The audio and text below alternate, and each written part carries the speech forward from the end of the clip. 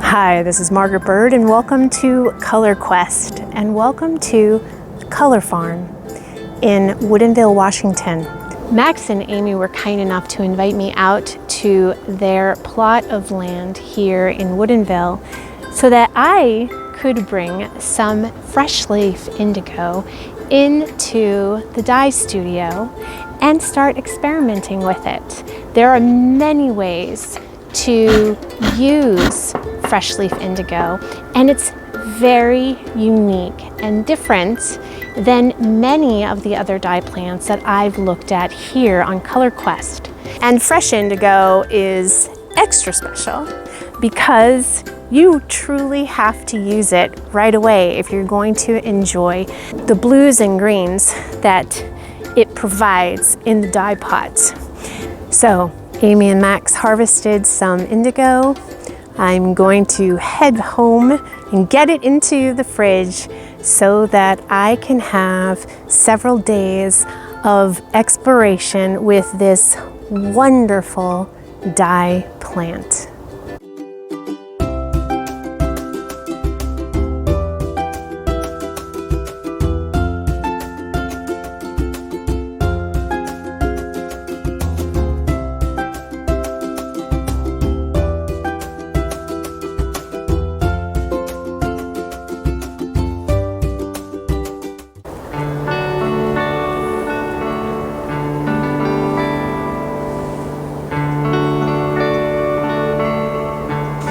So it is early September here in Washington, and I live in a community that has quite a few farms.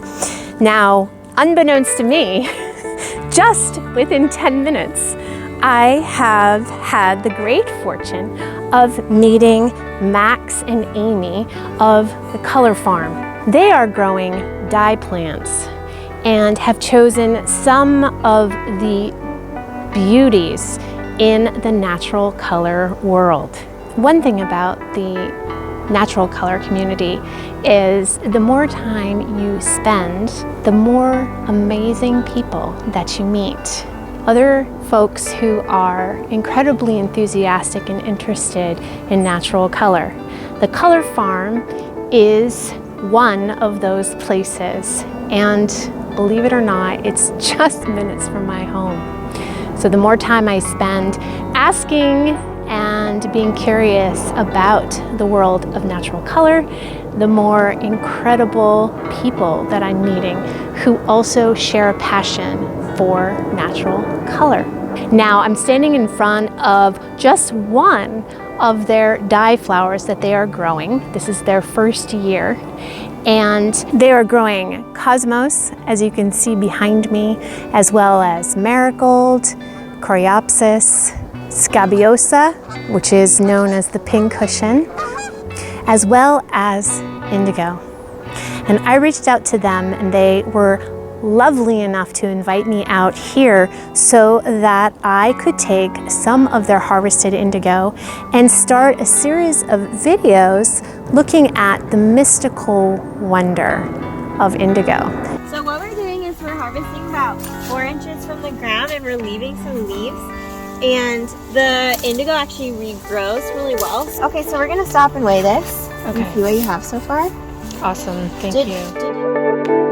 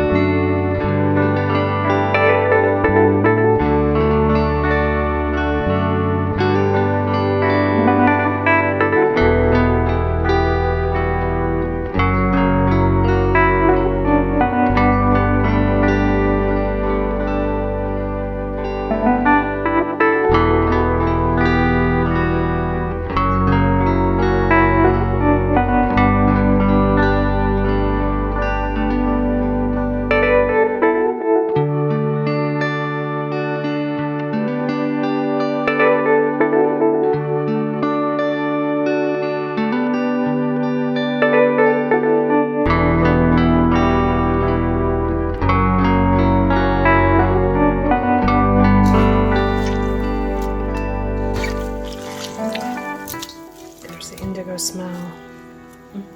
It's a very specific smell.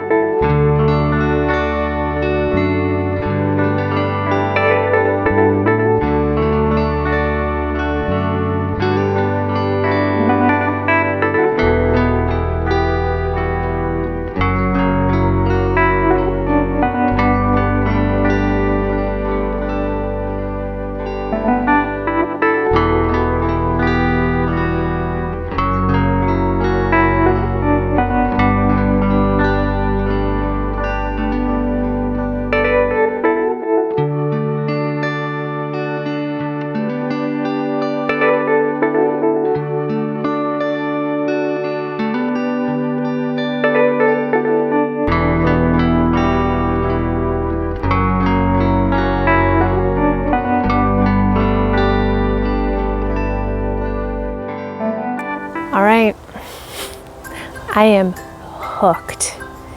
That entire experience of using fresh leaf indigo in a salt rub was maybe one of the most meditative and just plain fun. Like when you're a kid playing in the mud. I really loved that process. And wow, what about those colors, right?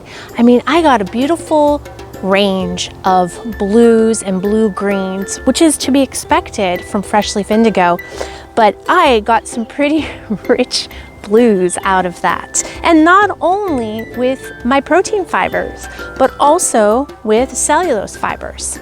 So that is something that I didn't know I was gonna love it so much. I really enjoyed it. So a few things I learned from this process that I want to share with you. And this information is available out there, but it was reiterated to me from Max and Amy. And that is that one of the secrets to using fresh leaf indigo is that you need to use it quickly and it needs to be fresh. So they cut this for me in the evening hours, and I tried my hardest to do as much processing with the fresh leaf indigo within one day. I didn't quite make it, but I got pretty close. And some of the ways in which I was able to extend that included keeping it ice cold. As you saw in the video, I placed the leaves and stems into water and then left those in my fridge. That kept them really cold and helped me to be able to keep them long enough so that I could in fact work with it in a way that would provide a beautiful color. When you work with indigo, a mordant is not necessary. However, I typically mordant all my textiles before I go into a dye situation because I never know what I'm going to be working with. And certainly many dyes, if not most, really bond well when there's a mordant involved. So you will notice I did have fibers that had mordants, some alum, some soy milk. Not necessary. I certainly am glad that I had a mordant on my cellulose fibers, of which all of the colors were lighter than the silk and the wool samples that I used. And maybe I felt it was a rite of passage, but I did not wear gloves. And I have had blue hands now for a couple of days. It is slowly fading, but it is a lovely reminder of the days that I spent with the fresh leaf indigo. But if that is something that you do not want, please make sure that you wear gloves when you're handling it, because it will oxidize on your hands and you will have blue hands just like me. Okay, so salt rub done. This is just one way to handle fresh leaf indigo. Next week on Color Quest, I'm going to have the aid of a machine, and that is a blender. So we'll see what differences we will get by using a blended method to welcome indigo into our dye world. And it is different. So always fun to try different things though, right? So I hope you'll join me next week. We will be sampling again from the color farm here. Thank you, Amy and Max, for the time and the energy that you gave to me here, as well as the amazing dye plants that has filled up my dye studio for so much natural color fun. And thanks to you, have a great week. I'll see you next Friday on Color Quest. The color is something that has been used, I want to say mosquitoes. Haven't had mosquitoes all season.